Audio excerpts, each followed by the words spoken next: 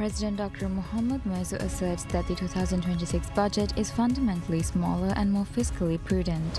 The Minister of Finance and Planning, Musa Zamir, presents the government's comprehensive budget for the 2026 fiscal year to the Parliament, setting the total allocation at over $4 billion. The Ministry of Islamic Affairs and the Bank of Maldives (BML) signs a landmark investment agreement to accelerate the development of Islamic endowments, or Waqf assets, across the country.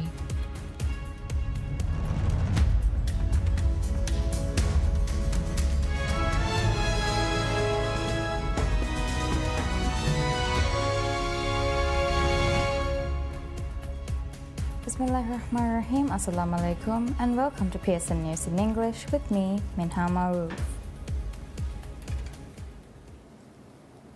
The government presents its proposed budget for the upcoming financial year to Parliament, setting the figure at $4.2 billion. While this figure represents a substantial increase over the current 2024 budget of $3.7 billion, President Dr. Muizzu, in a social media post, asserted that the 2026 budget is fundamentally smaller and more fiscally prudent. The president clarified his reasoning by separating operational spending from mandatory debt obligations. He explained that the true size of the 2026 budget stands at $3.6 billion when excluding the $603.1 million designated solely for the repayment of government securities due next year. This adjusted figure, he argued, reflects a smaller operational expenditure compared to the current fiscal year.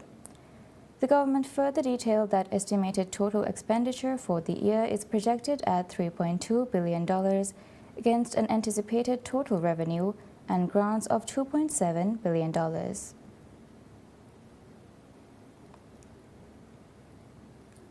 The Minister of Finance and Planning, Musa Zamir, presents the government's comprehensive budget for the 2026 fiscal year to the Parliament, setting the total allocation at over $4 billion.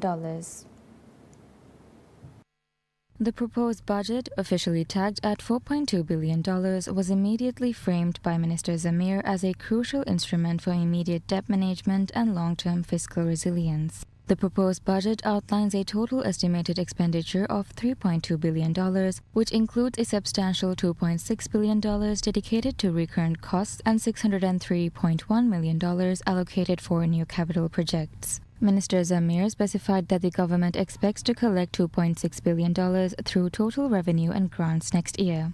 A key feature distinguishing the 2026 proposal is the aggressive inclusion of funds for existing liabilities.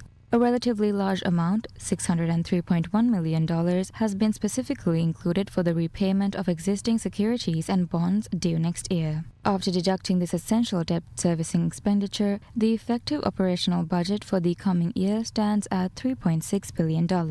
Addressing the Parliament, Minister Zamir stressed that the budget contains several measures to restore fiscal and debt sustainability. He characterized the proposal as laying the foundation for the president's development vision, aiming to tackle the huge debts inherited by this government and not burden future generations under prudent policies. He added that the budget is designed to deliver important national development goals and sustainable solutions for vital basic services such as health, education, and energy. Concluding his statement, Minister Zamir formally requested Parliament to pass the budget as proposed, expressing gratitude for the Parliament's patience and determination in tackling the country's economic challenges. Minister Zamir, during his address, gave assurances that the government is poised to meet the substantial $600 million debt obligation next year, crediting sweeping economic reforms for the robust financial standing. He emphasized the administration's success in reshaping the economy to ensure timely fulfillment of all fiscal responsibilities. The minister highlighted significant improvements in the state's financial health, noting that the government has maintained a budget surplus for the first 40 weeks of the current year. As of September, official reserves stood at $860 million, with net usable reserves estimated at $200 million. Minister Zamir stated that this turnaround represents a full recovery from the fragile economic situation that existed when the administration took office, restoring confidence in its ability to timely manage external debt obligations. According to the minister, to meet the critical debt obligation next year, the government has detailed a multi-pronged financing strategy. The plan aims to raise raise an overall $1.1 billion via a combination of external loans, the sale of government securities, and multilateral and bilateral financing. Key components of this strategy include securing $450 million from external sources, specifically for government securities refinancing. Additionally, the President's office visits to friendly nations are projected to yield $300 million in budget support, while domestically, financial institutions are expected to raise around $324.3 million towards this effort. Minister Zamir also provided an update on fiscal stabilization measures, including the Sovereign Development Fund (SDF). The fund has been successfully put on track and converted into a dollar-managed mechanism for debt repayment, currently holding over $100 million in cash reserves. The minister confirmed that a portion of the projected domestic financing will be deposited into the SDF to further bolster the nation's capacity to repay foreign debt. According to the Minister of Finance and Planning, Musa Zamir, Maldives' economy is projected to achieve robust growth of 5.3% next year, driven primarily by continued strong performance in the tourism sector and related infrastructural development. The forecast was delivered as Minister Zamir presented the nation's annual budget for 2026 to the Parliament, emphasizing positive expectations across all major industries. Minister Zamir highlighted that the tourism sector, the cornerstone of the Maldivian economy, is headed for another outstanding year. Crucially, the traditional low season has defied historical trends this year, recording a higher influx of visitors compared to previous years. Data shows that 1.5 million tourists visited the Maldives during the first 8 months of this year alone, marking a significant 9.4% increase over the same period last year. The minister confirmed that this momentum is expected to accelerate in the medium term. The ripple effects of the tourism surge are expected to boost ancillary services, with the minister noting strong growth projections for the tourism-related transport and communications sectors. Additionally, wholesale and retail trade is anticipated to expand, reflecting the increased volume of imported goods necessary to sustain the growing economic activity. Even the fisheries industry, despite experiencing recent fluctuations, is projected to return to a path of growth next year. Capital expenditure, particularly in government-backed public sector investment programs (PSIP), is set to fuel the construction and real estate sector, which is estimated to grow at an average annual rate of 3.4% through 2026 and the medium term. In a sign of improving financial stability, the budget forecasts a significant strengthening of the nation's official reserves. Driven by both economic growth and proactive changes in foreign exchange laws and regulations, official reserves are projected to increase substantially from $673.9 million at the end of 2024 to $848.6 million by the end of 2025. This positive trajectory is expected to continue, with reserves reaching $903.7 million by the end of 2026. First Lady Sajida Mohammed pledges her continued support for the Maldivian health sector's efforts to combat cancer, delivering her remarks at the inauguration of the 6th Symposium on Breast Cancer Awareness. She commended the sector's sustained work in raising public consciousness, offering particular recognition to the dedication of health workers. Over the past decade, she noted, these initiatives have saved lives and improved recovery outcomes for countless patients. The First Lady described the awareness campaign as a life-saving effort that has expanded opportunities for successful treatment and offered a measure of relief to those enduring the illness. Turning to the nature of treatment, the First Lady highlighted that modern approaches extend beyond medication alone. She urged the public to look beyond statistics, reminding the public that each figure reflects the lived experience of women and mothers who have endured profound hardship. She said, central to awareness efforts is the imperative that no woman facing the illness feels isolated.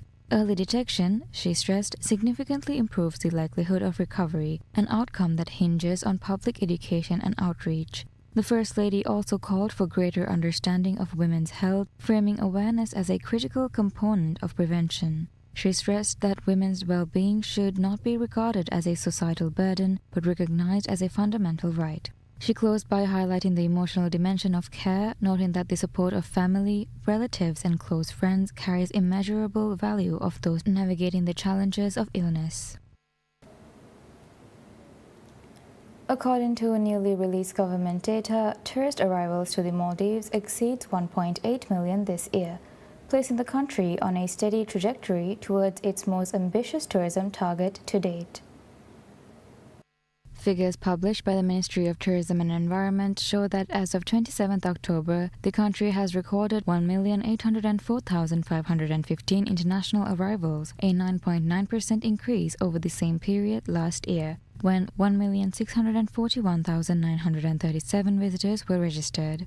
The year 2024 stands as the highest on record for inbound tourism to the Maldives. The government has set a year-end goal of 2.3 million arrivals. To reach that threshold, the country must attract approximately 500,000 additional visitors in the remaining months. With the current average daily arrival rate exceeding 6,200, officials remain cautiously optimistic. Meeting this target will depend not only on demand but also on the capacity of the tourism sector to absorb it. At present, 1,286 facilities are operational across the country, offering a combined bed capacity of 64,994. Accommodation preferences continue to favor resort stays, which have hosted 1,332,533 guests to date. Guest houses followed as the second most selected options, accommodating 386,692 visitors. Visitor origin data reflects both diversification and enduring strength in key markets.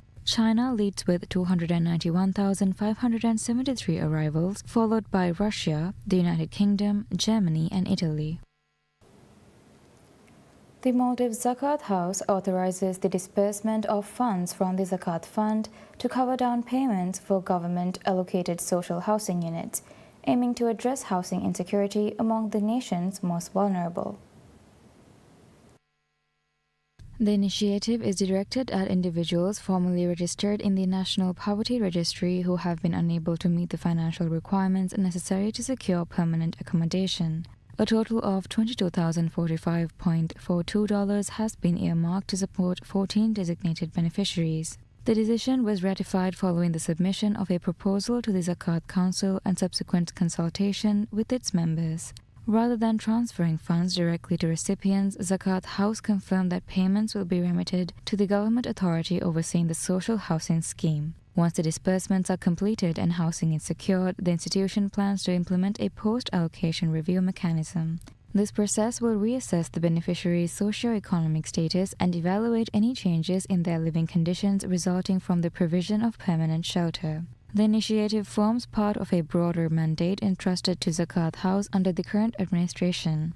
Established as an independent entity by President Dr. Mohammad Muizzu, the institution has been tasked with deploying Zakat funds strategically to address systematic poverty and support the nation's poor and needy. A central objective is to facilitate the transition of individuals from poverty to self-sufficiency. In line with this objective, Zakat House is preparing to launch a Zakat beneficiary card for individuals listed in the National Poverty Registry. The card is expected to expand the scope of social assistance available to eligible recipients, including coverage for select health service expenses not currently included under the Asanda National Health Insurance Scheme. Additional provisions linked to the card will include access to essential services such as housing and education. It will also enable targeted support for the purchase of food items during the holy month of Ramadan, reinforcing the institution's commitment to comprehensive welfare provision.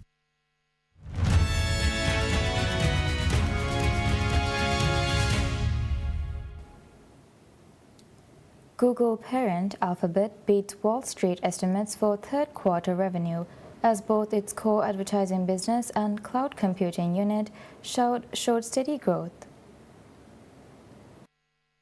Shares of Alphabet rose 6% in extended trading. According to data compiled by LSEG, the company reported total revenue of $102.35 billion for the quarter, compared with analysis average estimate of $99.89 billion.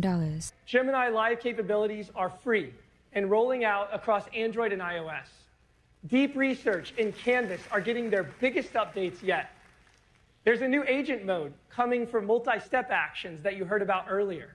We're introducing Gemini in Chrome to help you navigate the web, and you can create stunning images and videos with sound using the new Imagen 4 and Veo 3 models.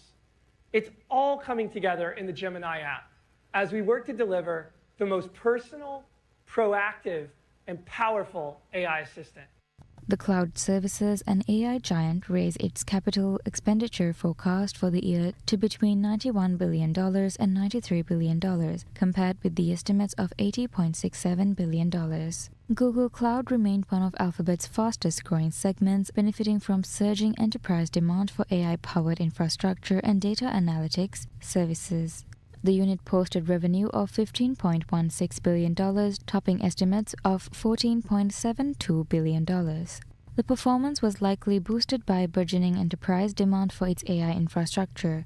The unit continues to close the gap with larger rivals Microsoft Azure and Amazon Web Services, aided by strong take-up of Vertex AI and custom tensor processing units. Competition in the broader AI and cloud market is intensifying, with rivals aggressively cutting prices and introducing new generative AI capabilities. Alphabet's advertising unit, which brings in the vast majority of the company's revenue, has been competing in the crowded field of rivals, vying for more ad dollars as lower interest rates are expected to lift the economy. However, analysts have pointed to cautious spending from advertisers in some sectors grappling with economic uncertainty due to pressures from tariff costs and a rapidly evolving global trading landscape. Still, Wall Street expects the company to benefit from advertisers moving away from experimental ad platforms like Snapchat and others. The results come just days after Microsoft and SoftBank Group-backed OpenAI unveiled Atlas, an AI-powered browser aimed at directly competing with Google's core search engine and browser stack. The launch represents one of the most significant challenges to Google's search dominance in years and will be a key focus for investors listening for management's response to the rising competitive threat to its most lucrative business.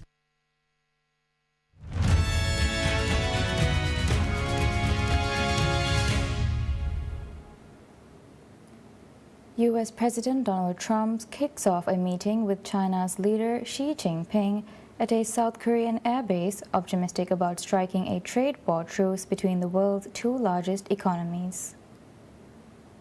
The meeting was the first between the leaders since Trump returned to office in January. He has repeatedly expressed optimism about reaching an agreement with his Chinese counterpart Xi Jinping during the meeting, taking place on the sidelines of the Asia-Pacific Economic Cooperation (APEC) summit. As they sat down with their delegations to begin talks, Xi told Trump via a translator it was normal for the two leading economies of the world to have frictions now and then. But with both countries increasingly willing to play hardball over areas of economic and geopolitical competition, many questions remain about how long any trade detente may last. The trade war reignited this month after Beijing proposed dramatically expanding curbs on exports of rare earth minerals vital for high-tech applications, a sector China dominates. Trump vowed to retaliate with additional 100% tariffs on Chinese exports, with other steps including potential curbs on exports to China made with U.S. software, moves that could have upended the global economy.